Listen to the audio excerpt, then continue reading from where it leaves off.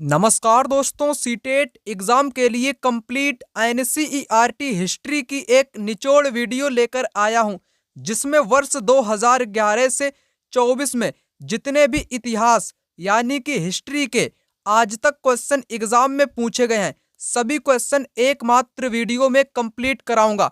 आपको विश्वास दिलाता हूं, एग्जाम में अधिकतर क्वेश्चन आपको सीधे तौर पर एकमात्र इसी वीडियो से हिस्ट्री के देखने को मिलेंगे, क्योंकि कंप्लीट सिलेबस के हर टॉपिक वाइज इस वीडियो में सभी क्वेश्चन को मैंने सेलेक्ट किया है, ताकि परीक्षा में कैसा भी क्वेश्चन आ जाए आप उस क्वेश्चन को कर सको। इसलिए यह वीडियो इंपॉर्टेंट रहेगी। आप सभी लोगों को अंत तक इस वीडियो को देखना अति आवश्यक है, क्योंकि बीच बीच में आपको एनसीईआरटी के संपूर्ण कंटेंट को बता करके चलूंगा, ताकि कोई भी क्वेश्चन एग्जाम में आपसे छूटे ना। चलिए शुरू करते हैं। पहला क्वेश्चन यहाँ पर कहता है, किस स्थान पर मृतक को प्रायः उत्तर की ओर सिर करके दफनाया जाता था? राइट आंसर यहाँ पर हो जाएगा इनाम गांव। इनाम गांव में मृतक लोगों को उत्तर की ओर सिर करके जमीन के अंदर दफनाया जाता था। इनाम गांव महाराष्ट्र के पुणे में स्थित एक प्रकार का पुरा स्थल है, जो कि भीमा की सहायक नदी, किसकी सहायक नदी? भीमा की सहायक नदी घोड़ के किनारे स्थित है। किस नदी के किनारे दोस्तों स्थित है? घोड़ नदी के किनारे स्थित है, जो कि भीमा की सहायक नदी है। कहां पर है? महाराष्ट्र के पुणे में यह पूरा स्थल इनाम गांव स्थित है। यहां से एग्जाम में 3 से 4 बार क्वेश्चन पूछा गया है, इसलिए यह क्वेश्चन एग्जाम के लिए मोस्ट इंपोर्टेंट रहेगा। यहां पर आपको बताना चाहूं बुर्ज होम के बारे में। यहां पर राइट आंसर मैंने आपको बताया इनाम गांव हो जाएगा। बुर्ज होम जो कि कश्मीर राज्य में पड़ता है। कहां पर पड़ता है? कश्मीर राज्य में पड़ता है, जहां पर किसके अवशेष प्राप्त हुए थे? लोगों के गर्तों में रहने के अवशेष प्राप्त हुए थे। लोग निवास कहां करते थे? गर्तों में, यानी कि गड्ढे बनाकर जमीन के अंदर लोग रहते थे। बुर्ज होम कश्मीर में, आपको पता होना चाहिए। अगर आपको बताना चाहूं मेहरगढ़ के बारे में, मेहरगढ़ जो कि पाकिस्तान के पास बोलन दर्रे के पास पड़ता है स्थान। किस दर्रे के पास? बोलन दर्रे के पास पड़ने वाला एक स्थान है, जो कि उपजाऊ मैदान है। कैसा मैदान है? उपजाऊ मैदान है, जहां पर खेती भी की जाती है। जानवरों की हड्डियों के भी साथ यहीं पर आपके मिले हैं, ठीक है ना। तो यहीं पर फसलें भी उगाई जाती हैं, क्योंकि यह उपजाऊ मैदान है। मेहरगढ़ पाकिस्तान के पास बोलन दर्रे के समीप। यहां से एग्जाम में 2 से 3 क्वेश्चन पूछे जा चुके हैं। भीमबेटका की जो गुफाएं हैं, ये कहां पर स्थित है? मध्य प्रदेश, है ना। एमपी में आपकी भीमबेटका की गुफाएं स्थित है। इन चारों से एग्जाम में हर बार क्वेश्चन पूछे गए, इसलिए यह क्वेश्चन मोस्ट इंपोर्टेंट था। पहला वाला यहां पर इस क्वेश्चन का राइट आंसर हो जाएगा। यहां पर बात करेंगे अगले क्वेश्चन की। नीचे कुछ स्थानों एवं वर्तमान राज्य के नाम दिए गए हैं, जहां अनाज और पालतू पशुओं के प्रमाण यानी कि साक्ष्य पाए गए हैं। यहां पर आपको यह क्वेश्चन 2014 में पूछा गया है। आप लोग यहां पर देख सकते हो। इसका आपको मिलान करना है। चिरांड या चिरांद जो कि बिहार राज्य में पड़ता है, पूरा स्थल है, ठीक है ना। कोल्डी हवा जो कि दक्षिणी उत्तर प्रदेश, यानी कि दक्षिण में नहीं, आपके ये उत्तर प्रदेश वाले इलाके में पड़ता है कोल्डी हवा। बरजो हम यहाँ पर लिखा, यानी कि बुर्ज होम अभी मैंने आपको बताया, कश्मीर राज्य में पड़ता है। हालुर, हालुर आपका यानी कि हल्लुर जो कि आंध्र प्रदेश में पड़ता है। तो इस प्रकार इस क्वेश्चन का यहाँ पर आपका मिलान हो जाएगा। चलिए बात करेंगे यहाँ पर अगले प्रश्न की। कहता है, मनुष्य ने कुछ क्षेत्रों में लगभग 8000 वर्ष पहले गांव में रहना आरंभ किया था। निम्नलिखित में से वे क्षेत्र कौन से थे? यहाँ पर आपको बताना है। तो सबसे पहले मनुष्य ने 8000 वर्ष पहले रहना प्रारंभ कर दिया था, ठीक है ना। सुलेमान और किरथर की पहाड़ियों में सबसे पहले लोगों ने गेहूं और जौ जैसी फसलें उपजाई थी सबसे पहले। यहां से एग्जाम में क्वेश्चन पूछा गया, स्त्री तथा पुरुषों ने मिलकर के सबसे पहले किस स्थान पर गेहूं तथा जौ जैसी फसलों को उपजाया था? तो सुलेमान और किरथर की पहाड़ियों में सबसे पहले गेहूं तथा जौ जैसी फसलों को स्त्री तथा पुरुषों ने उपजाया था। यहीं पर पशुपालन भी किया जाता था और उसी के साथ खेती भी की जाती थी। यहाँ पर बात करेंगे अगले क्वेश्चन की। निम्नलिखित में से कौन सा आखेटक खाद्य संग्राहक के एक स्थान से दूसरे स्थान की ओर घूमते रहने का कारण नहीं था। एग्जाम में यह क्वेश्चन अधिक से अधिक बार यानी कि 4 से 5 बार परीक्षा में पूछा गया है। आपको बताना है नहीं वाला, है ना। जो आखेटक यानी कि जो प्राचीन काल के जो शिकारी वर्ग के लोग हुआ करते थे, जो कंद मूल को इकट्ठा करते थे, है ना, एक जगह से दूसरी जगह पर जाया करते थे। एक स्थान पर रहने से संसाधनों में कमी हो जाती थी, इसलिए वे स्थान को बदलते रहते थे। पहला तो सही दिया गया है। उन जानवरों का पीछा करना जिनका वे शिकार करते थे, इसलिए वो एक स्थान से दूसरे स्थान पर घूमते रहते थे, ये भी सही है। संसाधनों के लिए अन्न, आखेट, खाद्य संग्राहक समूह से संघर्ष करना पड़ता था। संघर्ष, वो लड़ाई नहीं करते थे, ये बात यहाँ पर गलत है।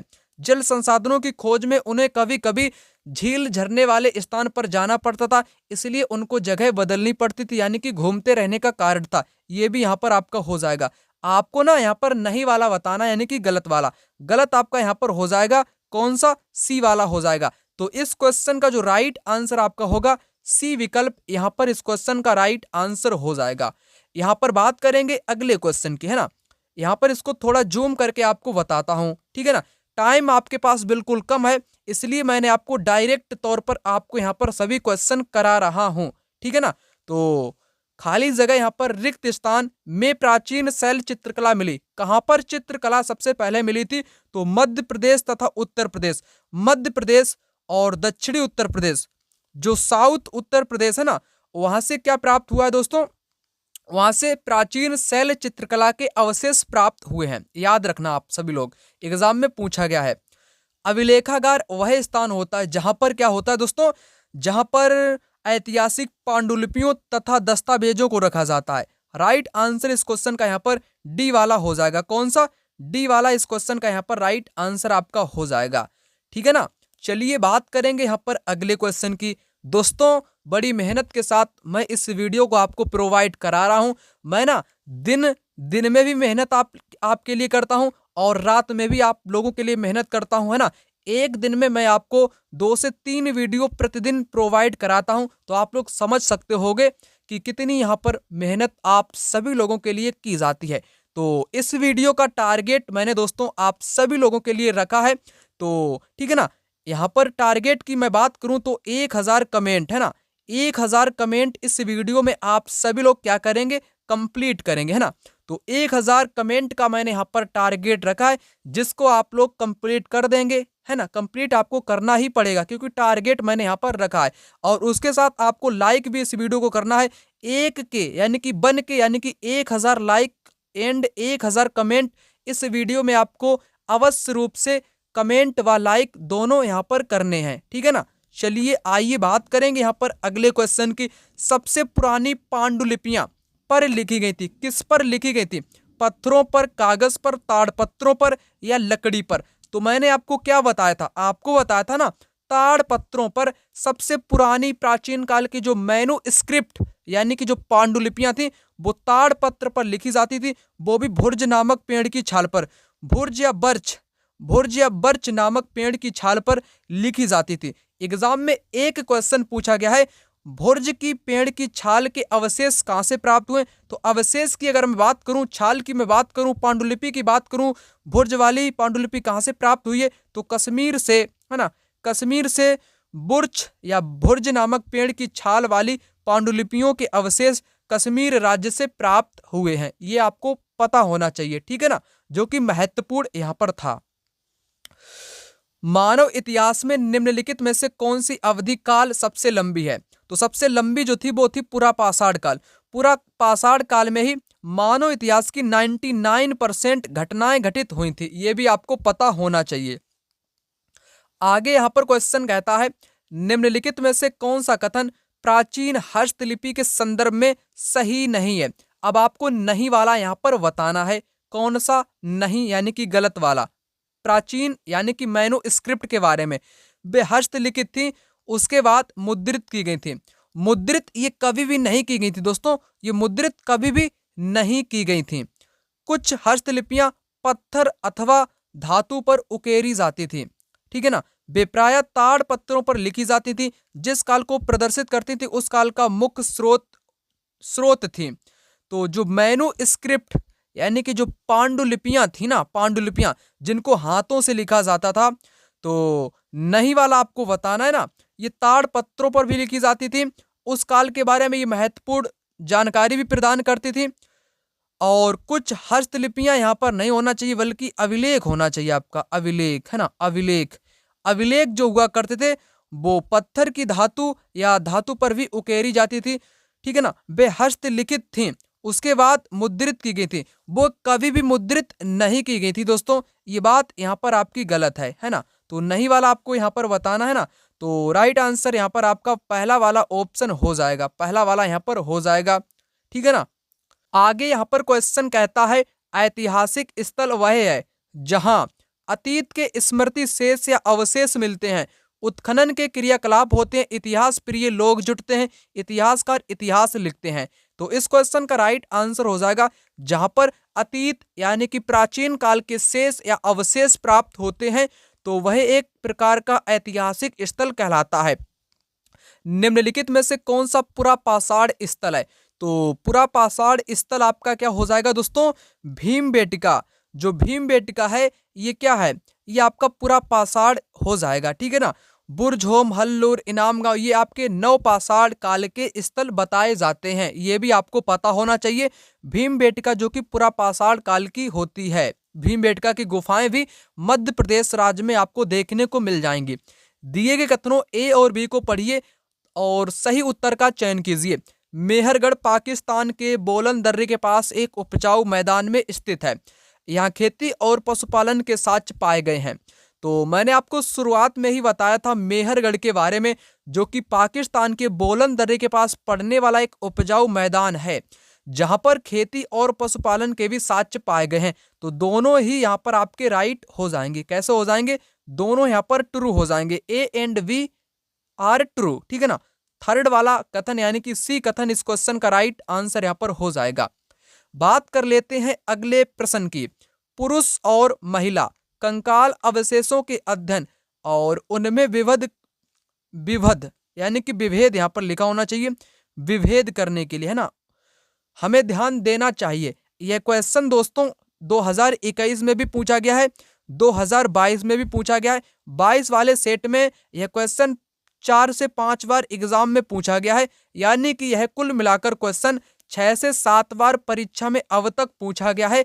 यहाँ पर यह क्वेश्चन मोस्ट इंपोर्टेंट आप लोग कर लेना, क्योंकि पूछा जाता है क्वेश्चन।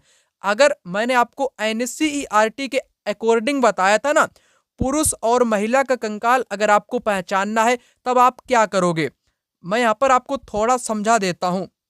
जो बच्चों का कंकाल होता है, बच्चे या बच्ची यानी कि छोटी लड़की हो या छोटा लड़का हो, ठीक है ना, बच्चे या बच्ची, तो इसका कंकाल तो बहुत मुश्किल होता है, क्योंकि इसका शरीर छोटा होता है। बच्ची का भी शरीर छोटा होता है और बच्चे का भी शरीर छोटा है। तो इसमें इतिहासकार इसको एकदम सटीक नहीं कर पाते हैं कि किसका है क्या नहीं है, ठीक है ना।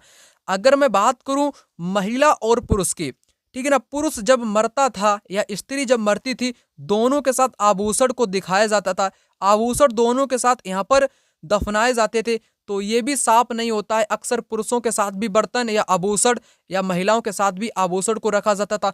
एक अंतर स्पष्ट होता था, मैंने आपको बताया था ना, जो महिला होती ना, जो महिलाएं होती ना, ये बच्चे को जन्म देने के बाद, बच्चे को जन्म देने के बाद जो इनका कमर का क्षेत्र होता है ना, ठीक है ना, कूहला, जिसको कूहला बोलते हैं, ये आपका चौड़ा हो जाता है, वहां की हड्डी जो होती है वो चौड़ी हो जाती है दोस्तों। तो इस कारण इतिहासकार पता कर सकते हैं कि यह कंकाल महिला का है या पुरुष का है। अब आपको यहाँ पर पता हो चुका होगा। अब आते हैं विकल्पों पर। पहने हुए आभूषण पर, क्योंकि महिला को दर्शाता है। नहीं दोस्तों, प्राचीन काल में आभूषण पुरुष भी पहनता था और महिला भी पहनती थी, तो इस कारण यहाँ पर ये सही नहीं होगा। हड्डियों की संरचना पर, क्योंकि बड़े कूल्हे की हड्डी एक महिला को दर्शाती है, तो यहाँ पर इस क्वेश्चन का राइट आंसर आपका बी विकल्प हो जाएगा। बाकी सभी यहाँ पर आपके गलत हो जाएंगे। मैंने आपको क्या बताया, जब महिला बच्चे को जन्म देती है तो उसके कमर का जो क्षेत्र होता है ना, कमर वाला भाग यानी कि कूल्हे की जो हड्डी होती है वो एक चौड़ी हो जाती है, यानी कि बड़ी हो जाती है, तो वो महिला को यहाँ पर दर्शाने का काम करती है। इसी आधार पर इतिहासकार पता कर सकते हैं कि कंकाल महिला का है या पुरुष का है। चलिए बात करेंगे यहाँ पर अगले क्वेश्चन की। भारत के निम्नलिखित राज्यों में से किस एक राज्य में हड़प्पा के नगर सबसे बड़ी संख्या में मिले हैं? गुजरात में सबसे बड़ी संख्या में मिले हैं। गुजरात में आपका लोथल भी स्थित है जो कि हड़प्पा कालीन है, जिसको बंदरगाह के नाम से भी जाना जाता है। किस नाम से? बंदरगाह के नाम से भी जाना जाता है। और पंजाब में आपका रोपड़ स्थित है, हड़प्पा कालीन स्थल रोपड़ स्थित है आपका। हरियाणा में आपका राखीगढ़ी है ना, राखीगढ़ी है। और राजस्थान में कालीबंगन है, ठीक है ना। राखीगढ़ी आपके कहाँ पर है? आपके हरियाणा में है, ठीक है ना। ये भी आपको पता होना चाहिए। तो आगे यहाँ पर इस क्वेश्चन का आंसर मैंने आपको बताया गुजरात। ऋग्वेद मूल रूप से निम्नलिखित में से किस भाषा में रची गई थी? तो संस्कृत में रची गई थी। 6ठी शताब्दी ईसा पूर्व मगध महाजनपद के पहले शासक थे। तो पहले शासक दोस्तों बिंबिसार थे। कौन? बिंबिसार पहले शासक थे। चलिए आइए बात करेंगे यहाँ पर अगले क्वेश्चन की। हम यह आज कैसे जानते हैं कि पुरापाषाण युग में भारत में शुतुरमुर्ग होते थे? एग्जाम में है क्वेश्चन, 2019 में पूछा गया है और 2022 में भी 2-3 सेट में पूछा गया है, यानी कि 3 से 4 बार एग्जाम में पूछा गया क्वेश्चन है। तो राइट आंसर यहाँ पर आपका हो जाएगा महाराष्ट्र के पटनेपुरा स्थल से शुतुरमुर्ग के अंडे के अवशेष मिले हैं। तो इसी आधार पर हम लोग कह सकते हैं कि पुरापाषाण युग में भारत में ऑस्ट्रिच यानी कि शुतुरमुर्ग हुआ करते थे। आइए आगे बात करेंगे।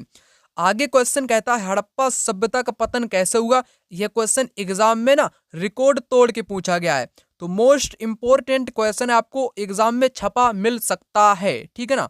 तो हड़प्पा सभ्यता का पतन जो बताया गया है, पूरे क्षेत्र में बाढ़ आ गई, इसको यहाँ पर मान्य नहीं करते हैं इतिहासकार। जैसे हड़प्पा के स्थल पंजाब में भी हैं, हरियाणा में भी हैं, ठीक है ना, और गुजरात में भी हैं, पाकिस्तान में भी हैं। अगर बाढ़ आई होती ना तो सभी जगह पर आई होती, लेकिन परंतु सभी जगह पर बाढ़ आपकी नहीं आई थी, इसलिए बाढ़ को यहाँ पर नहीं माना जाता है, ठीक है ना।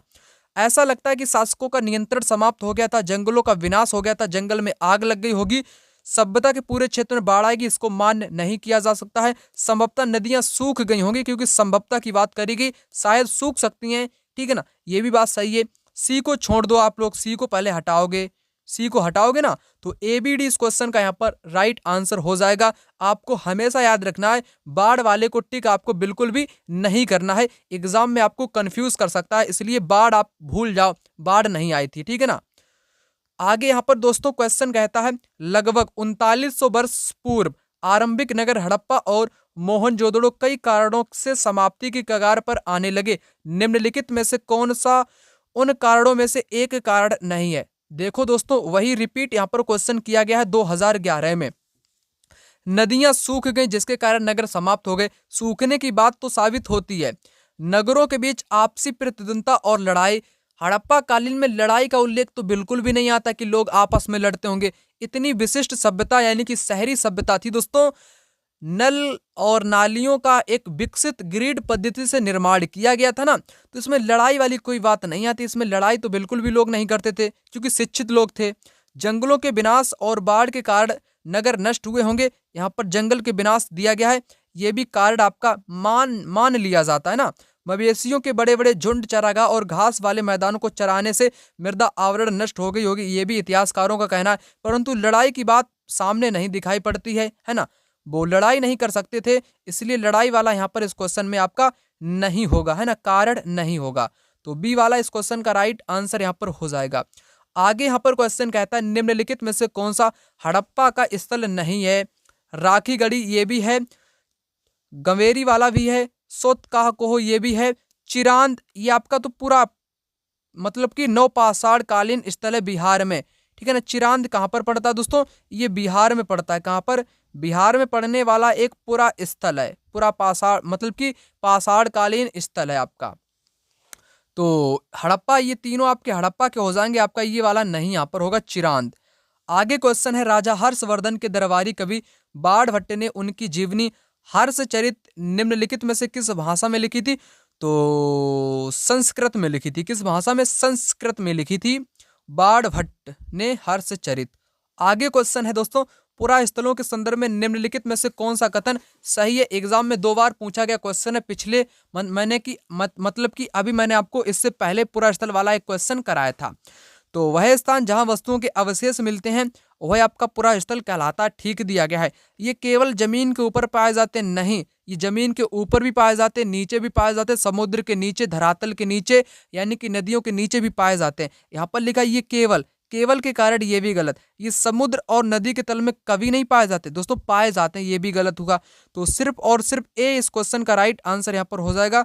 ओनली ओनली वन, ओनली ए यहाँ पर राइट आंसर इस क्वेश्चन का यहाँ पर हो जाएगा। आगे यहाँ पर दोस्तों क्वेश्चन आ चुका है, भारत में पूरा पाषाण युग के दौरान शुतुरमुर्ग होते थे। महाराष्ट्र में बड़ी मात्रा में शुतुरमुर्ग के अंडों के छिलके मिलते हैं जिन पर चित्रांकन मिलता है। तो अभी मैंने आपको बताया था ना, ये दोनों आपके सही हो जाएंगे। महाराष्ट्र का एक क्षेत्र है पटनेपुरा स्थल, वहां से शुतुरमुर्ग के अंडे के छिलके अवशेष मिलते हैं जो कि पूरा पाषाण युग के दौरान, ठीक है ना। तो राइट आंसर आपके दोनों यहाँ पर हो जाएंगे। कौन सा सही है? बी वाला यहाँ पर इस क्वेश्चन का राइट आंसर यहाँ पर हो जाएगा, ठीक है ना। तो आगे यहाँ पर क्वेश्चन कहता है, ज्यादातर महाजनपदों की मजबूत किलेबंदी थी। जो महाजनपद आपके हुआ करते थे, ये चारों तरफ से किलों से घिरे हुए करते थे। ऊंची ऊंची दीवार के अंदर ये महल बना करके लोग रहा करते थे महाजनपद के मतलब के दौरान, क्योंकि ये सुरक्षा भी हो सकती थी, किलेबंद के अंदर यहाँ पर खेती भी की जा सकती थी, ये सब कुछ किया करते थे। तो किस लिए करते थे दोस्तों? ये उनके समृद्ध योद्धा परंपराओं के प्रतीक थे। इनके आसपास लकड़ी, ईंटों या पत्थरों की उपलब्धि थी। इनकी समृद्धि और शक्ति को प्रदर्शित करते थे। शासकों को आक्रमण का भय था और वे स्वयं की रक्षा को सुनिश्चित करना चाहते थे। तो स्वयं की रक्षा को ही सुनिश्चित करना चाहते थे। आक्रमण के भय के कारण ये लोग क्या दोस्तों करते थे? किलेबंदी किया करते थे, है ना, बचाव के लिए। आगे यहाँ पर क्वेश्चन है, परिस्थिति के बारे में गलत। अब आपको क्या करना है? गलत वाले कथन को यहाँ पर चुन करके बताना है। परिस्थिति जैसे प्रयाग परिस्थिति होगी, यहाँ पर लिख दूं सुविधा के लिए, समझ लो, शायद एग्जाम में क्वेश्चन एक दो बार पूछा भी गया है प्रयाग परिस्थिति के बारे में। तो प्रयाग परिस्थिति जो है ये हरिशेड के द्वारा लिखी गई। किसके द्वारा? हरिशेड, जो कि एक कवि था। किसका कवि था दोस्तों? समुद्रगुप्त का दरबारी कवि था हरिशेड, जिसने प्रयाग परिस्थिति यानी कि इलाहाबाद की परिस्थिति की रचना करी थी। प्रस्तुति का मतलब होता है प्रशंसा करना, किसी भी राजा की प्रशंसा के बारे में लिखना। अक्सर प्रस्तुति इनाम पाने के उद्देश्य से लिखी जाती थी, पुरस्कार पाने के उद्देश्य से लिखी जाती थी। तो वही आपको बताना है। ये जिस काल से संबंधित है उस काल के इतिहास के मूल्यवान स्रोत भी हुआ करते थे, सही बात है। प्रस्तुति में शासक या राजा की उपलब्धियों का वर्णन किया जाता है, ये भी बात सही है। राजा की प्रशंसा करने तथा उनका संरक्षण पाने के उद्देश्य से ज्ञानी कवि विद्वान व्यक्ति द्वारा लिखी जाती थी, ये भी सही है। इनाम पाने के उद्देश्य से लिखते थे। प्रायः राजा इन्हें स्वयं लिखा करते। अरे स्वयं थोड़ी ना लिखा करते थे, इनके दरबारी कवि लिखा करते थे। तो यहाँ पर आपका डी वाला जो कि बिल्कुल गलत है, आपको गलत यहाँ पर पूछा ही गया है ना। तो राइट आंसर आपका यहाँ पर डी इस क्वेश्चन का हो जाएगा, जो कि यहाँ पर आपका गलत दिया गया है। दोस्तों अभी तक आपने इस वीडियो को लाइक नहीं किया है, बड़ी मेहनत के साथ आपको वीडियो मतलब कि ये वाली प्रोवाइड करा रहा हूँ, ठीक है ना। अंतिम वीडियो आप समझ सकते हो, तो लाइक तो आप लोग कर ही दो ना। 1000 कमेंट का मैंने टारगेट रखा है इस वीडियो में, तो आप लोग कमेंट करो ना फटाफट से, ठीक है ना। रिप्लाई मैं इस वीडियो में मतलब कि इस कमेंट के जितने भी कमेंट करोगे ना आप लोग, सभी को रिप्लाई यहाँ पर दूंगा, ठीक है ना। टेंशन मत आप लोग लेना, अंतिम समय तक आपको वीडियो प्रोवाइड कराऊंगा। तो यहाँ पर बात करेंगे इस क्वेश्चन की। इस क्वेश्चन में आपसे क्या पूछा गया है? यहाँ पर पूछा गया है जिस काल में कर प्रथा का विशिष्ट महत्व था। तो महाजनपद काल में आपके कर व्यवस्था का विशिष्ट महत्व था। मैंने आपको ये भी बताया था ना, महाजनपद के काल में ना बहुत प्रकार से कर वसूला जाता था। किसान से भी दोस्तों कर वसूला जाता था। आखेटक यानी कि जो शिकार करने वाले व्यक्ति थे आखेटक, उनसे भी कर वसूला जाता था। व्यापारी से भी कर वसूला जाता था। कारीगर यानी कि शिल्पकार से भी कर वसूला जाता था। कारीगर से भी कर वसूला जाता था। पशुपालक से भी कर वसूला जाता था। पशुओं के उत्पाद के रूप में दूध, दही, मक्खन, घी उनको देना पड़ता था राजा को। राजा आखिर यह नियमित कर क्यों वसूलता था? क्योंकि उनको सेना रखनी पड़ती थी। महाजनपद के काल के दौरान राजा को सेना रखनी पड़ती थी, सेना का खर्चा आता था, तो सेना का खर्चा इसी कर के माध्यम से भुगतान किया जाता था। ये भी आपको पता होना चाहिए। जितना मैं अपने मुख से बताता हुआ चलूं तो आप लोग समझ लेना कि एग्जाम में हमेशा पूछा गया है, पूछा ही गया है, ठीक है ना। तो केवल आप सुनते चलो, आपका यहाँ पर काम बन जाएगा आपका, ठीक है ना। तो राइट आंसर मैंने आपको बताया महाजनपद। आगे यहाँ पर क्वेश्चन आपका कहता है, क्या कहता है? निम्न में से किस भारतीय साहित्यिक धरोहर का अर्थ गुरु के पास जाकर के बैठना है? तो उपनिषद का अर्थ होता है। मौर्य शासक अशोक द्वारा लड़ी गई लड़ाई का स्थल कलिंग, जो कि ओडिशा में स्थित है। कहाँ पर? ओडिशा में है स्थित है। कहाँ पर दोस्तों? ओडिशा में स्थित है। 261 ईसा पूर्व। कब? 261 ईसा पूर्व में कलिंग का युद्ध हुआ था।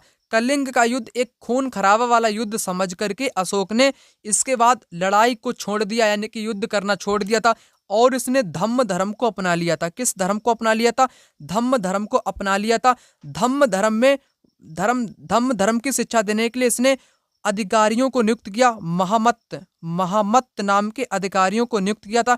इसमें किसी भी कर्म कांड या बलि का प्रावधान नहीं था। एग्जाम में पूछा गया क्वेश्चन है, जिसको मैंने अभी आपको एक्सप्लेन करके बताया।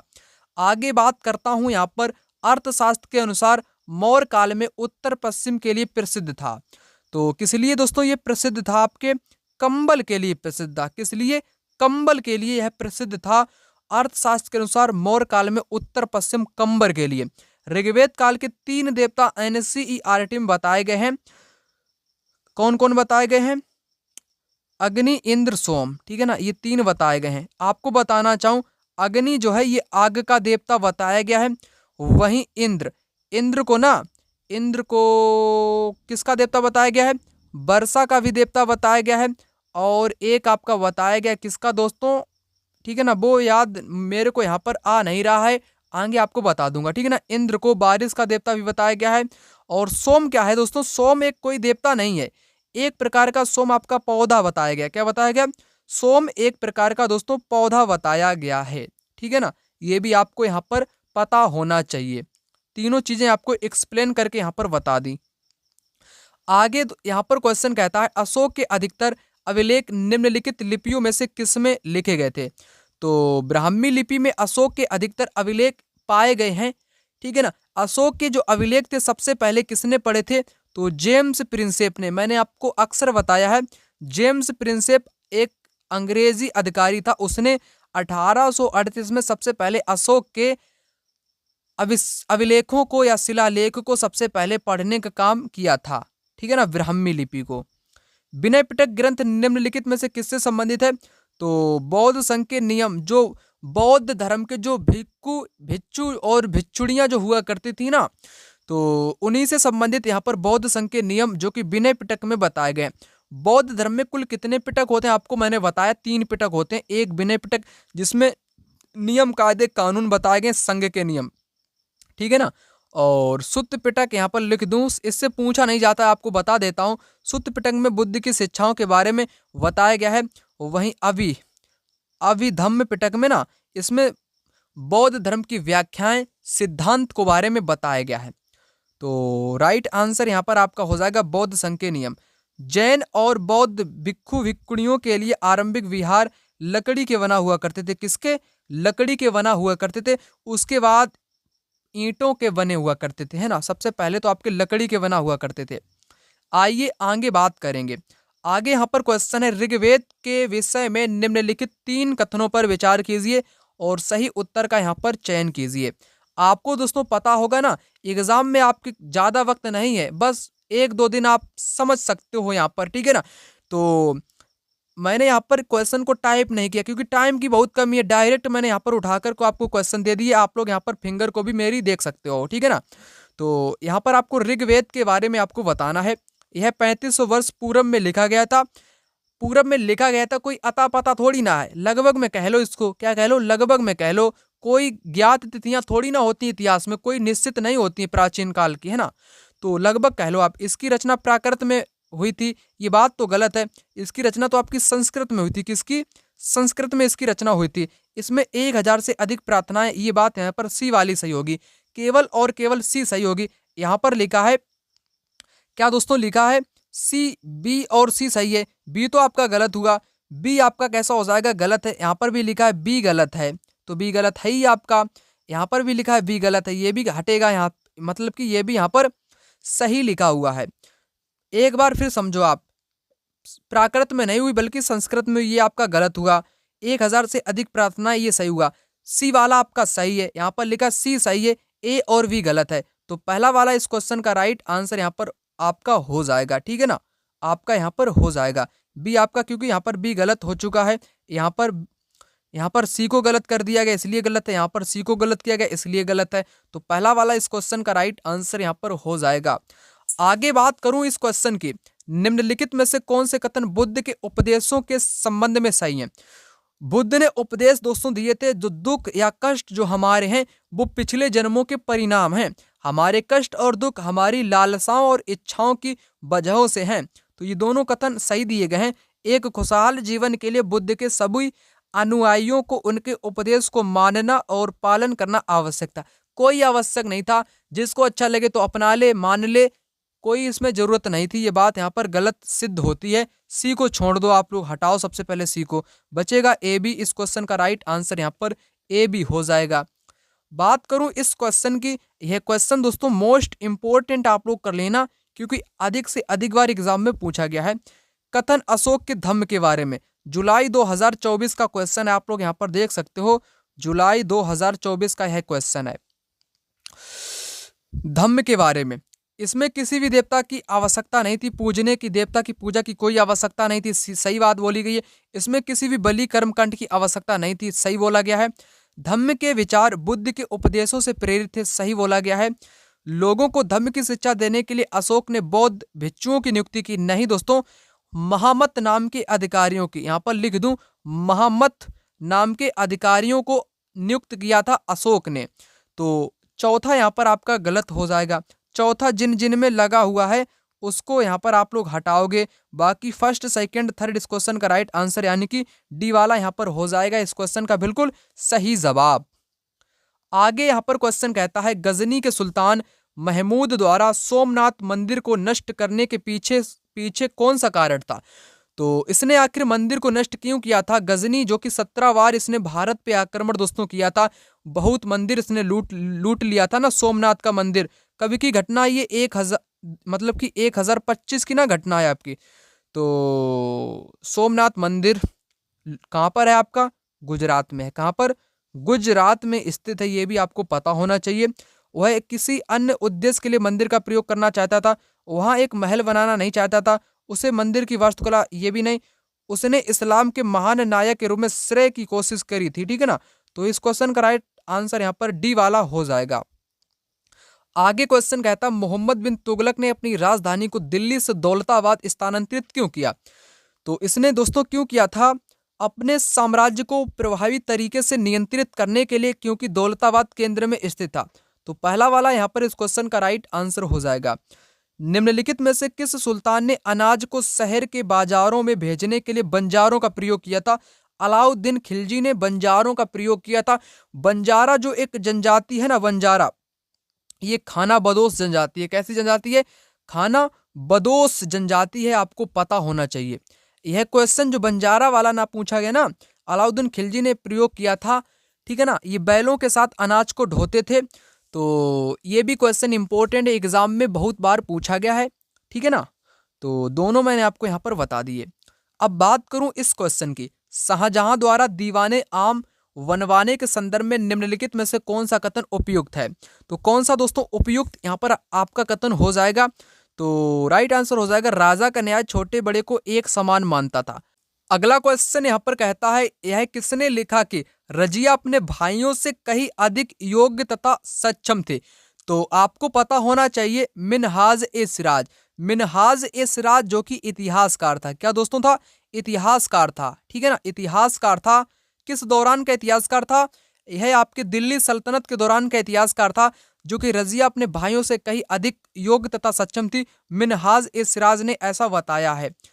एक शिलालेख में कहा गया है कि दिल्ली के सुल्तान को खुदा के द्वारा चुना गया है, क्योंकि उसमें मोसेस तथा सोलोमन जैसे गुण विद्यमान है। वह दिल्ली का सुल्तान कौन था? वह दिल्ली का सुल्तान दोस्तों कौन था, यहाँ पर आपको बताना है। तो बलबन था या अलाउद्दीन खिलजी था? तो इस क्वेश्चन का राइट आंसर दोस्तों यहाँ पर हो जाएगा आपका अलाउद्दीन खिलजी, जिसने बंजारों का भी प्रयोग किया था, जिसमें मोसेस तथा सोलोमन जैसे गुण बताए गए हैं एक शिलालेख में, ठीक है ना, दिल्ली के सुल्तान के बारे में। आइए आगे बात करेंगे। आगे क्वेश्चन कहता है, गर्भगृह कुछ आरंभिक या प्रारंभिक हिंदू मंदिरों का महत्वपूर्ण भाग था। गर्भगृह उसको बोलते हैं जहां पर देवी या देवता की जो प्रतिमा कह लो या मूर्ति कह लो, है ना, वो रखी जाती है, उसको गर्भगृह के नाम से जाना जाता है। वह स्थान जहाँ मुख्य देवी देवता की मूर्ति रखी जाती थी, है ना, तो यही वाला यहाँ पर डी वाला राइट आंसर हो जाएगा। मंदिर में वह स्थान जहाँ लोग एकत्रित होते थे उसको क्या बोलते थे? उसको बोलते थे मंडप। क्या बोलते थे? उसको बोलते थे मंडप। क्या बोलते थे? मंडप बोलते थे। एग्जाम में पूछा गया है।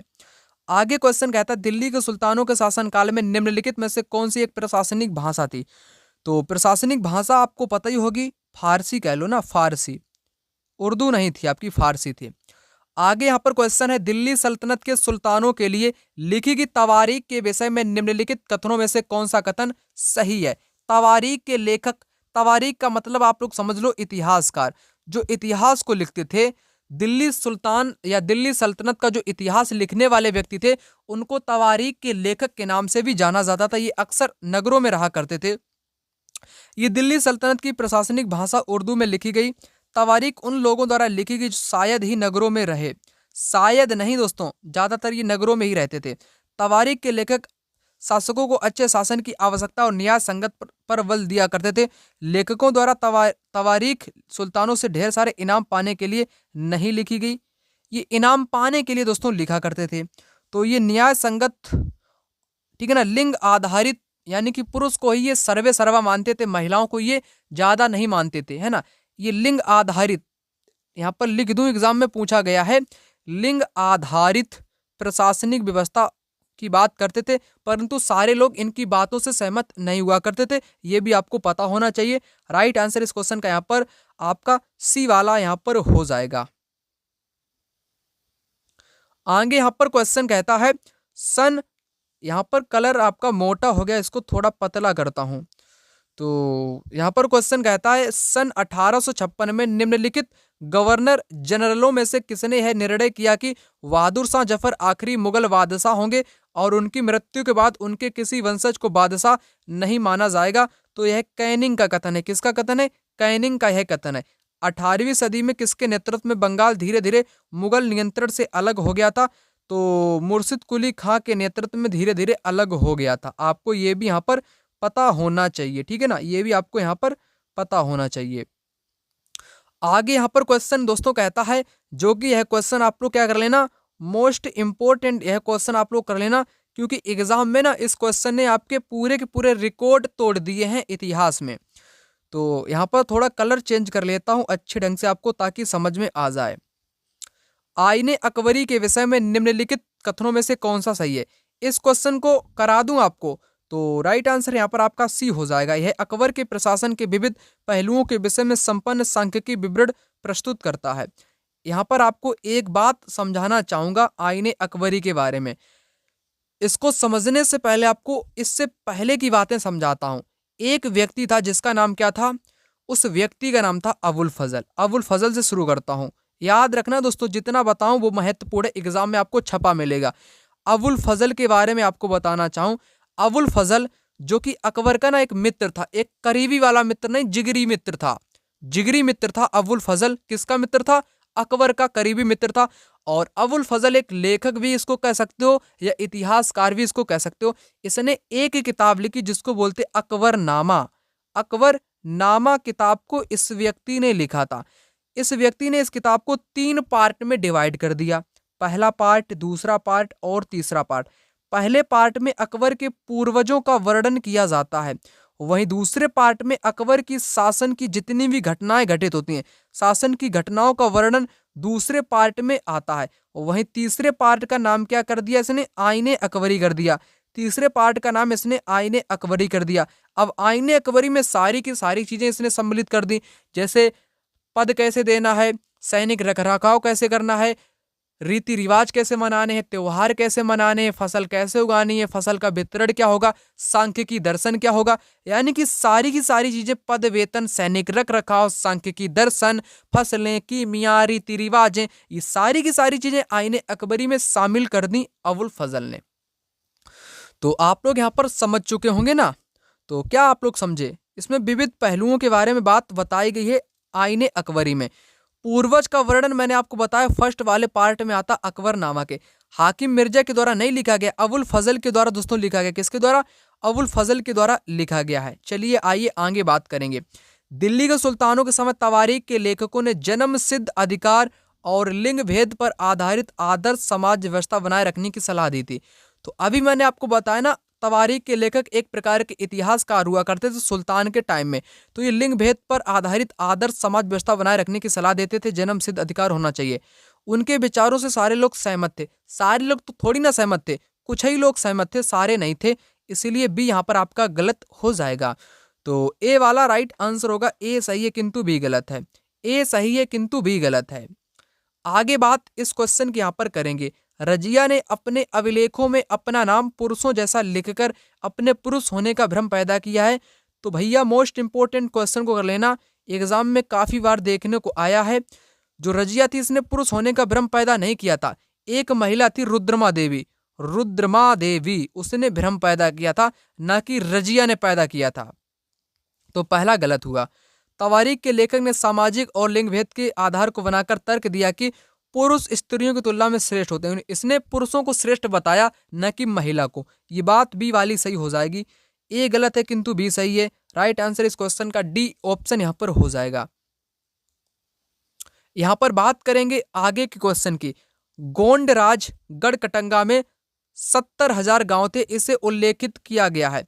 तो अकबरनामा मैंने आपको बताया था ना, अबुल फजल के द्वारा लिखा गया ग्रंथ है, जिसमें गढ़कटंगा के गोंड साम्राज्य में 70,000 गांवों का उल्लेख किया गया है अकबरनामा ग्रंथ में। अगर आप लोगों ने इस वीडियो को यहाँ तक देख लिया है ना, अगर आप लोगों ने इस वीडियो को यहाँ तक देख लिया है तो बहुत बहुत मतलब कि शुभकामनाएं आपको देना चाहूंगा, क्योंकि आपने हिम्मत जुटाकर यहाँ तक आप इस पड़ाव तक पहुंचे हो। अभी बहुत सारे क्वेश्चन अभी बाकी हैं। आपको मजेदार क्वेश्चन यहाँ पर मैंने सेलेक्ट किए हैं ताकि पूरे सिलेबस को निचोड़ सकें। अभी बहुत सारे क्वेश्चन आपके बाकी हैं, अभी आधुनिक भारत से संबंधित आपके आने वाले हैं आगे, ठीक है ना।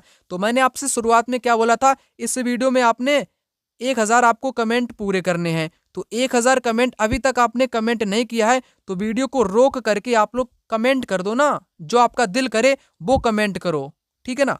और वीडियो को लाइक भी आप लोग कर देना। अगर आप लोग पहली बार इस चैनल को देख रहे हो ना, तो चैनल को सब्सक्राइब कर लेना दोस्तों।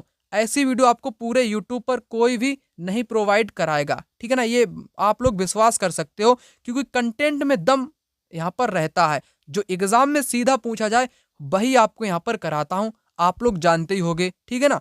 तो बात करेंगे इस क्वेश्चन की, जो कि जुलाई 2024 में पिछले ही महीने में एग्जाम में है क्वेश्चन पूछा गया है। दोनों ही पूछे गए हैं। अकबर ने निम्नलिखित में से किन सरदारों को वतन जागीर दिया था? तो सिसोदिया राजपूतों को दिया था। मुगल राजस्व व्यवस्था, जिसमें हर फसल के लिए राजस्व दर की अगल सूची बनाई जाती थी, तो अलग वाली सूची को बोलते थे, क्या बोलते थे? जब्त बोलते थे। क्या बोलते थे? इसको जब्त के नाम से जाना जाता था, जो कि एक प्रकार की सूची थी राजस्व दर वाली। आगे यहाँ पर क्वेश्चन ये भी जुलाई 2024 का ही है। तो यहाँ पर आपको मिलान करना है दोस्तों। कैसे करना है वो मैं आपको बताता हूँ। श्रेणी जो थे ये आपके शिल्पकार और व्यापारियों के संघ थे दक्षिण भारत के। गृहपति एक प्रकार का स्वतंत्र कृषक हुआ करता था, ठीक है ना। तो बी का आपका मैंने चौथे के साथ आपको बताया, बी का चौथा किस में दिया गया है? बी का चौथा आपका पहले वाले में दिया गया। तो पहला वाला इस क्वेश्चन का यहाँ पर राइट आंसर हो जाएगा। बेरीगाजा भरूच जनजाति कह लो एक प्रकार की। एराटाइन पात्र, जो कि मुहर लगे वाले लाल चमकदार बर्तन से संबंधित है। तो पहला वाला यहाँ पर राइट आंसर इस क्वेश्चन का हो जाएगा। आगे यहाँ पर क्वेश्चन है, निम्नलिखित में से कौन सा कथन 12वीं सदी की मंदिर निर्माण प्रयुक्त शिल्प विज्ञान तकनीकी के विकास के बारे में सही है? अधिरचना का भार शिखरों पर डाल दिया जाता था? नहीं, अधिरचना का जो भार था ये मेहराब पर डाला जाता था मेरे हिसाब से। कहां पर? मेहराब पर डाला जाता था, ना कि शिखरों पर। जो अधिरचना का भार था वो शिखरों पर नहीं डाला जाता था, मेहराब पर डाला जाता था। ये गलत है। निर्माण में बलुआ पत्थर व पत्थर के छोटे टुकड़ों के मिश्रण, नहीं, सीमेंट का मेरे हिसाब से उपयोग यहाँ पर चूना पत्थर वाला सीमेंट का उपयोग किया जाता था। तो दोनों आपके यहाँ पर कैसे हो जाएंगे? गलत हो जाएंगे। तो राइट आंसर आपका क्या हुआ? तो पहला और दूसरा दोनों में से कोई नहीं, यहाँ पर चौथा वाला राइट आंसर इस क्वेश्चन का हो जाएगा, जो कि जुलाई 2024 में ही क्वेश्चन एग्जाम में पूछा गया है। आगे यहाँ पर क्वेश्चन कहता है नील की खेती की दो मुख्य प्रणालियां कौन थी? तो मैंने आपको बताया था निज और क्या बताया था आपको, निज और रैयती। निज यानी कि प्राइवेट खेती। प्राइवेट वाली खेती दोस्तों क्या थी, ये भाड़े पर भी अंग्रेज लोग खेती को ले लिया करते थे, भाड़े पर भी ले लिया करते थे, या कभी कभी जमीन को भी खरीद लिया करते थे नील को उगाने के लिए। किसकी खेती करते थे ये? नील की खेती करते थे। निज वाली खेती जो थी इसमें लोग भाड़े पर भी खेती लिया करते थे, खरीद भी लिया करते थे खेती। रैयती का मतलब है जो बेचारे सीधे साधे जो किसान होते थे, रैयत का मतलब होता है किसान से, है ना, जो किसान खुद ही अपनी खेती करें, तो वे वाले आपके रैयती किसान के अंतर्गत आते थे, आपको पता होना चाहिए। निज आपके ये अंग्रेज जो भाड़े पर करते थे, ठीक है ना। तो राइट आंसर आपका यहाँ पर सी वाला हो जाएगा। ओके, आगे यहाँ पर क्वेश्चन कहता भारत में प्रभावी प्रशासनिक प्रथा विकसित करने के लिए ब्रिटिश सरकार ने निम्नलिखित में से किसे अपनाया? तो ब्रिटिश सरकार ने दोस्तों किसे अपनाया था? स्थानीय जनसंख्या का पोषण करने की प्रथा, सैन्य अभियान सर्वेक्षण करने की प्रथा, भूराजस्व संग्रह करने की प्रथा।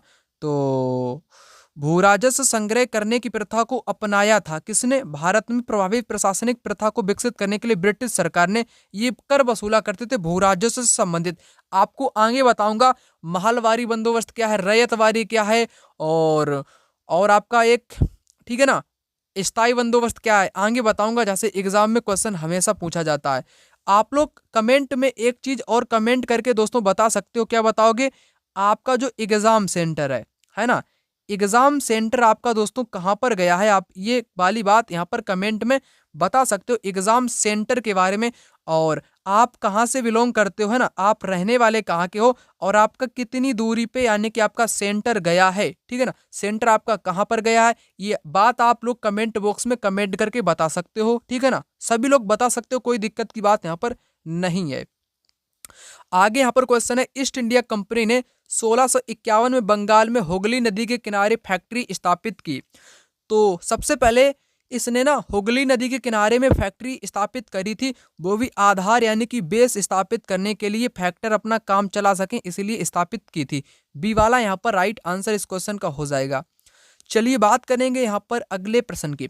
ईस्ट इंडिया कंपनी ने मुख्य रूप से बंगाल दीवानी राजस्व का उपयोग किया था। भारत में सूती और रेशमी कपड़ों को खरीदने के लिए दीवानी राजस्व का उपयोग किया था, क्योंकि अंग्रेजों का जो मकसद रहा था ना व्यापार करने का, तो ये भारत में सूती कपड़े और नील उत्पादन हो गया, रेशमी कपड़े, है ना, यही खरीदने के सिलसिले में ये राजस्व का उपयोग किया करते थे। तो सी वाला इस क्वेश्चन का राइट आंसर यहाँ पर हो जाएगा। यह क्वेश्चन दोस्तों मोस्ट इंपोर्टेंट कर लेना, क्योंकि यहाँ पर इस क्वेश्चन को निचोड़ूंगा, जैसे नींबू से आप लोग रस निचोड़ते हो, तो उसी प्रकार इस क्वेश्चन को भी यहाँ पर आपको निचोड़ के बताऊंगा, ताकि एक भी क्वेश्चन परीक्षा में आपसे छूटे ना, सभी आप लोग कर सको। भूराजस्व के कौन से समझौते में राजाओं और तालुकदारों को जमींदारों के रूप में मान्यता दी गई थी? तो इस क्वेश्चन का राइट आंसर यहाँ पर हो जाएगा स्थायी बंदोबस्त। अब आपको यहाँ पर एक बात बताना चाहूंगा, रैयतवारी के बारे में भी, महलवारी के बारे में भी, और स्थायी बंदोबस्त या समझौते के बारे में भी। इन तीनों से एग्जाम में ना कम से कम 10 से 20 तो क्वेश्चन आपसे पूछे ही गए हैं, तो आपको यहीं पर सारे क्वेश्चन को बता देता हूं इसी क्वेश्चन के जरिए, तो आप लोग ध्यानपूर्वक मेरी बात को यहाँ पर सुनेंगे। अब मैंने आपको राइट आंसर यहाँ पर बता ही दिया, स्थायी बंदोबस्त हो जाएगा। स्थायी बंदोबस्त में जो भूराजस्व वसूला जाता था, जो कर वसूला जाता था, कर वसूलने की जिम्मेदारी अंग्रेजों ने राजाओं को दी रखी थी और तालुकदारों को दे रखी थी। 1793 में इस व्यवस्था को शुरू किया था लॉर्ड कॉर्नवालिस ने। किसने? लॉर्ड कॉर्नवालिस व्यक्ति ने इस व्यवस्था को शुरू किया था। इनको तो लॉर्ड कहना भी एक गलत लगता है मेरे को, क्योंकि ये अंग्रेज इतने मक्कार थे, इन्होंने भारत को ना, जिसको सोने की चिड़िया कहे जाने वाले प्यारे भारत को एकदम लूट लूट कर ये माला माल हो चुके थे, है ना।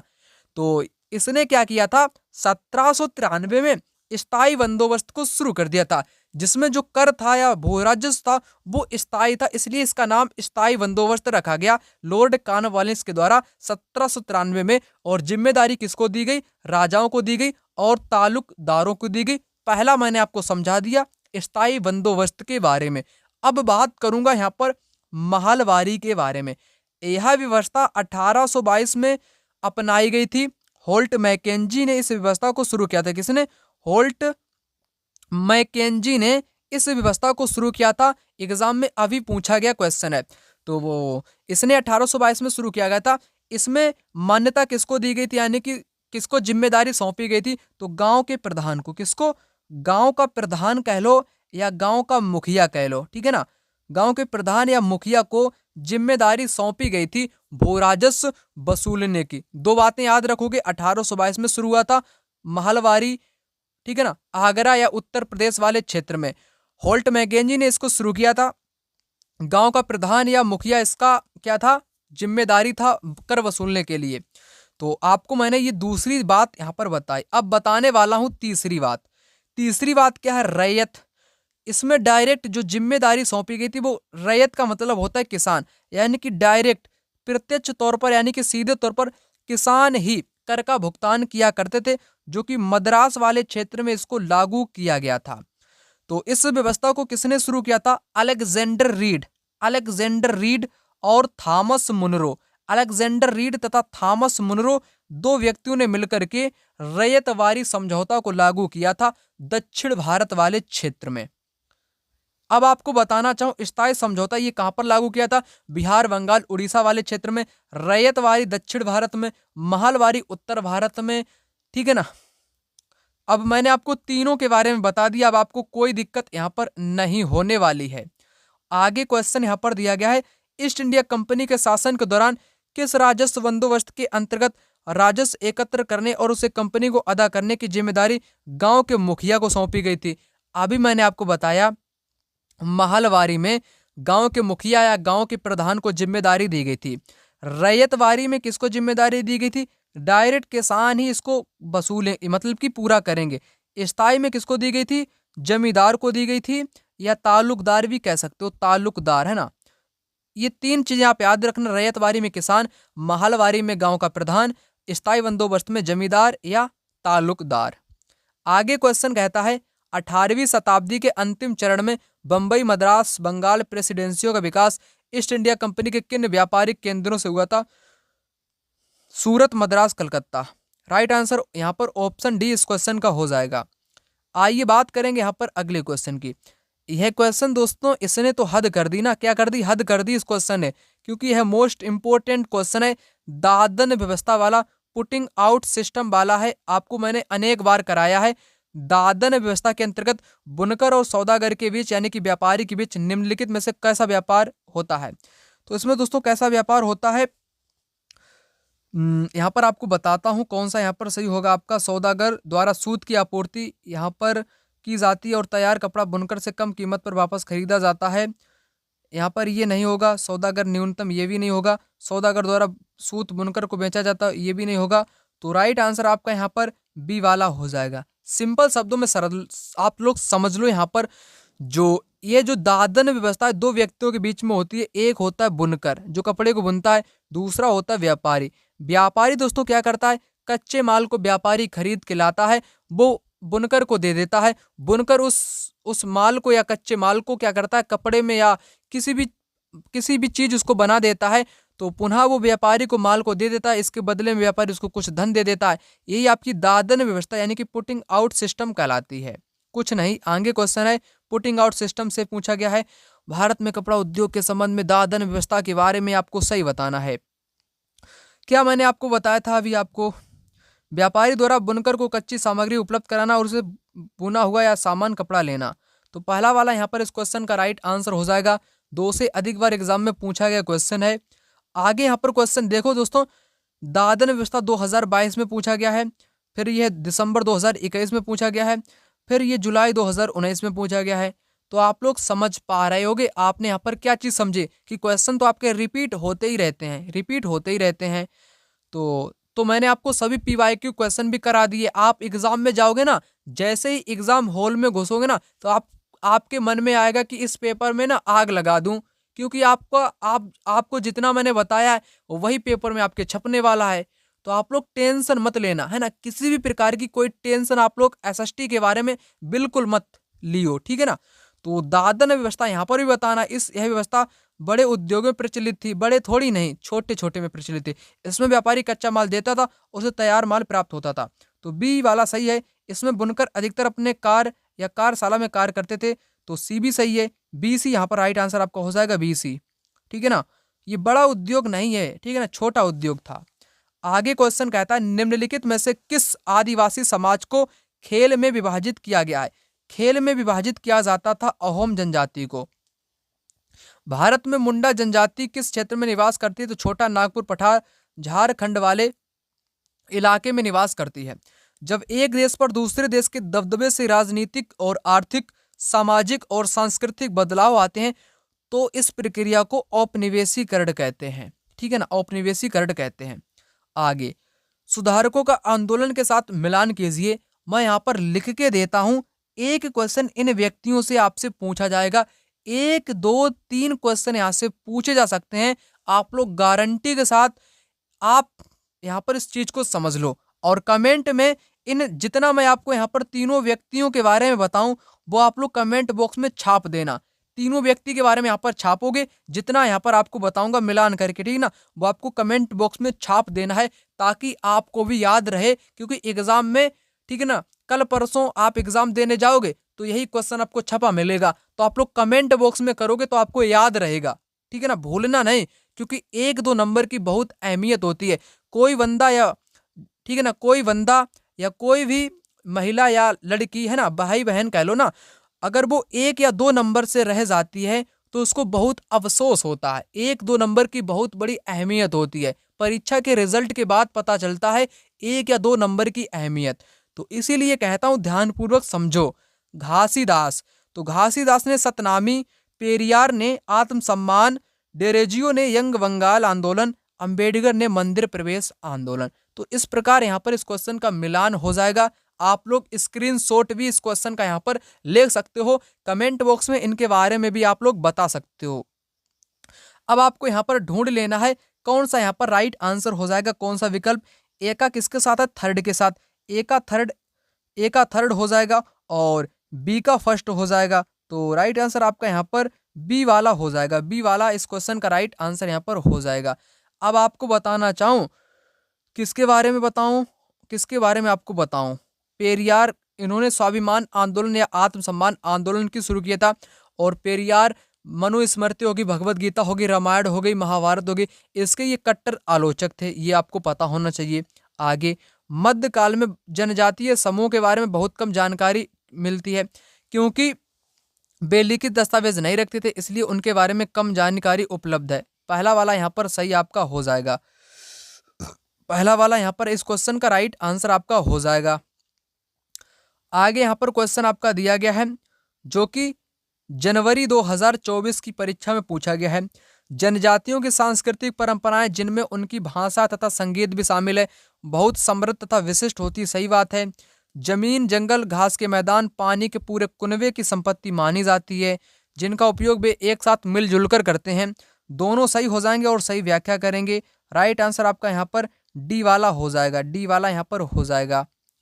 यहाँ पर बात करेंगे अगले प्रश्न की। भारत के किस क्षेत्र में आदिवासी समुदायों की सघनता पाई जाती है, तो पूर्वी भारत, जो पूर्वी भारत है ना, बिहार हो गया, झारखंड हो गया, बंगाल हो गया, वहाँ पर आदिवासी समुदाय आपके अधिक पाए जाते हैं, ठीक है ना। तो पूर्वी भारत यहाँ पर राइट आंसर आपका हो जाएगा। यहाँ पर दोस्तों मैं थक चुका हूँ एक प्रकार से, है ना, लगातार 1 घंटे हो चुके हैं ना, आपको यहाँ पर बता रहा हूँ, ठीक है ना। अब यहाँ पर थोड़ी आवाज़ सी आपकी डाउन आपको सुन सकती है, उसके लिए माफ़ी चाहूँगा, लेकिन आप निरंतर बने रहो, कोई दिक्कत की बात यहाँ पर नहीं है। निम्नलिखित में से किस विदुषी ने स्त्री और पुरुष के बीच सामाजिक अंतरों की आलोचना पर आधारित पुस्तक स्त्री पुरुष का लेखन किया था? ताराबाई शिंदे ने किया था।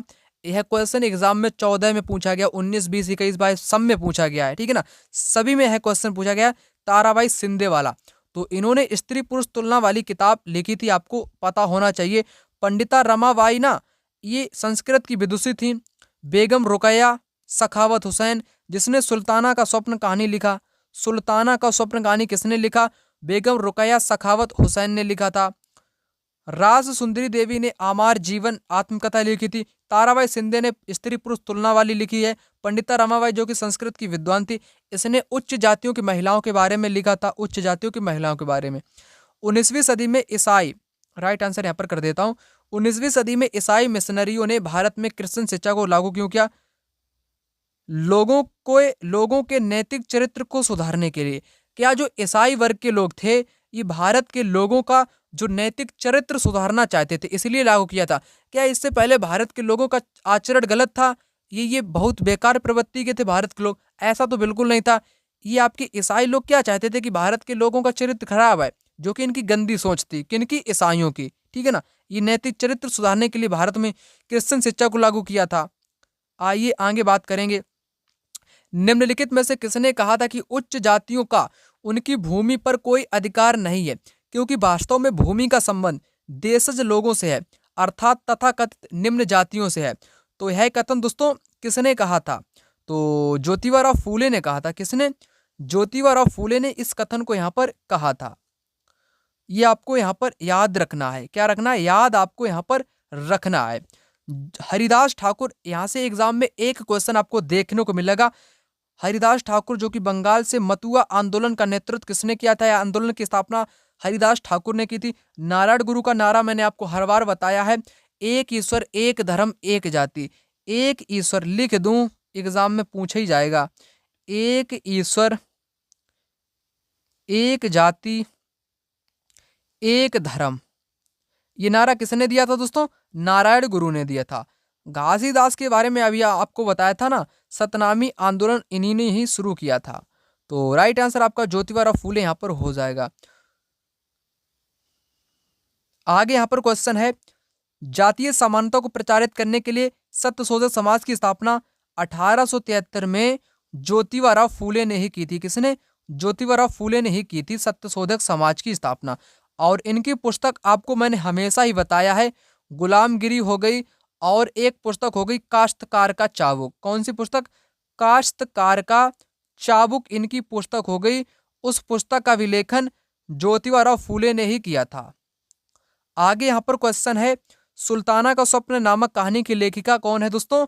तो रुकैया सखावत हुसैन है। अभी मैंने आपको बताया था थोड़ी देर पहले, रुकैया सखावत हुसैन, जिसने सुल्ताना का स्वप्न कहानी लिखा था। मुमताज अली बेगम ने क्या कहा था? महिलाओं को भी शिक्षा का अधिकार मिलना चाहिए। कुरान की आयतों का व्याख्या करके कहा कि महिलाओं को भी शिक्षा का अधिकार मिलना चाहिए, है ना, अधिकार शिक्षा का मिलना चाहिए। ऐसा किसने कहा था? मुमताज अली बेगम ने कहा था। राइट आंसर सी हो जाएगा। गुलामगिरी नामक पुस्तक किसने लिखी है? तो ज्योतिबा फूले ने यहाँ पर लिखी। आपको मैंने बता ही दिया, परेशान हो गया बता के आपको ज्योतिबा फूले के बारे में, गुलामगिरी वाली किताब के बारे में, और काश्तकार का चाबुक भी याद रखना, दोनों पुस्तक इन्हीं की हैं। आगे यहाँ पर क्वेश्चन है, प्राचीन ग्रंथों में विधवाओं को जलाने की अनुमति कहीं नहीं दी है। यह कथन किस समाज सुधारक के साथ जुड़ा हुआ है? तो विधवाओं को जलाने की अनुमति दोस्तों बिल्कुल भी नहीं थी।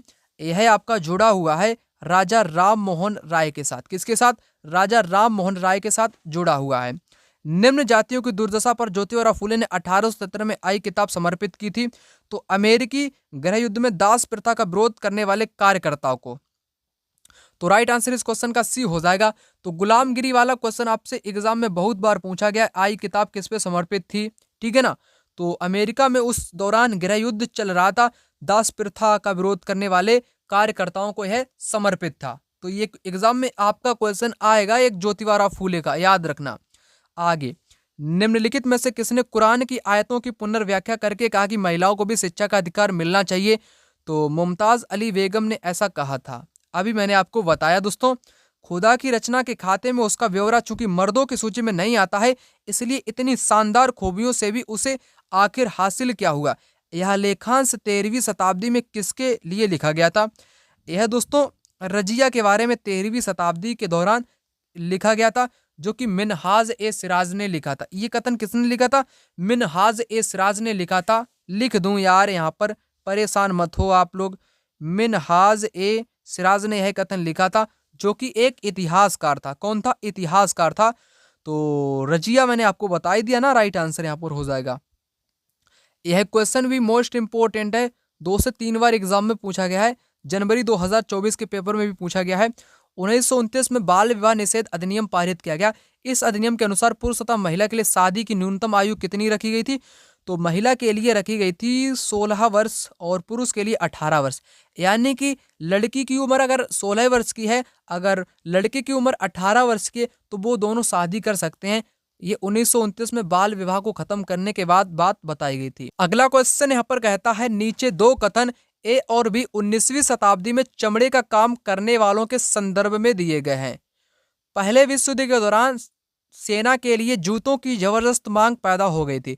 जो सेना के लोग थे वो लड़ाई करते थे, है ना, पहले विश्व युद्ध में। पहला विश्व युद्ध आपका 1914 से 1918 तक लड़ा गया था, पहला वर्ल्ड वार, है ना, पहला विश्व युद्ध आपका। और दूसरा वाला जो वर्ल्ड वार था, ये आपका 1939 से 45 तक चला था। आपको पता हो, नहीं पता तो आप लोग जान चुके होंगे। जो पहला विश्व युद्ध था, उस दौरान जूतों की जबरदस्त मांग पैदा हुई थी सैनिक लोगों के लिए। सही हो जाएगा। सामान्य जातियों के गरीब लोगों ने इस अवसर को देखा और सेना हेतु जूते आपूर्ति के लिए तैयार हो गए। सामान्य जाति के लोग नहीं दोस्तों, बल्कि नीच जाति के। नहीं दोस्तों, नीच नहीं कह सकते उनको, मतलब कि आपकी पुस्तक में ही बताया गया है निम्न वर्ग, है ना। जो निम्न वर्ग या निम्न वर्ग जाति के जो लोग थे, उन्होंने जूते बनाने का काम कर दिया था, क्योंकि तेजी से जूते जबरदस्त इनकी मांग पैदा हो गई थी पहले विश्व युद्ध के दौरान। तो समान जाति वाले लोगों ने नहीं, बल्कि निम्न वर्ग के जाति के लोगों ने इस अवसर को देखा और जूते बनाने के लिए तैयार हो गए थे। ठीक है ना, सामान्य नहीं होगा दोस्तों, निम्न होगा। इसलिए बी यहाँ पर गलत हो जाएगा, ए इस क्वेश्चन का सही हो जाएगा। ये सही है लेकिन बी गलत है। वीडियो दोस्तों आप सभी लोगों के लिए यहीं तक है। इस वीडियो को अधिक से अधिक अपने मित्रों के साथ जितना शेयर कर सको उतना शेयर करो। चैनल पर पहली बार हो तो चैनल को सब्सक्राइब कर लेना। कमेंट बॉक्स में कमेंट करना मत भूलना। मिलता हूं दूसरी वीडियो में, तब तक के लिए जय हिंद,